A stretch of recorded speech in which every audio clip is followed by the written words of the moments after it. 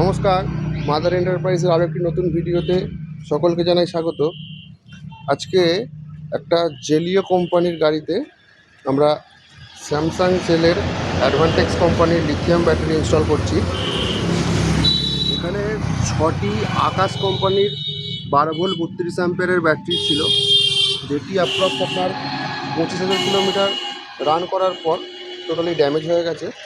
তো কাস্টমার আমাদের জিজ্ঞাসা করলেন যে কোনটা বেটার হবে।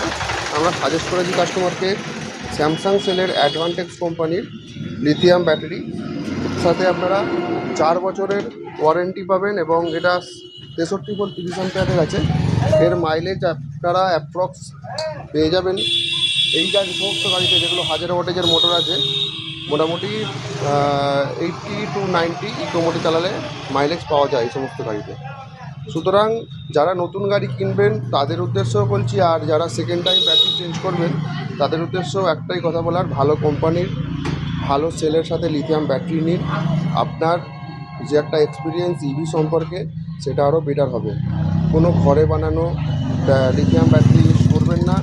এই সমস্ত ব্যাটারিতে একটা আগুন লাগার বা একটা তাড়াতাড়ি ড্যামেজ হওয়ার সম্ভাবনা থাকে, মানে তাড়াতাড়ি মাইলেজ ড্রপের একটা সম্ভাবনা থাকে। ভালো কোয়ালিটির গাড়ি তো নেবেন, তার পাশাপাশি অবশ্যই লিথিয়াম ব্যাটারি দিয়ে গাড়ি পারচেস করুন।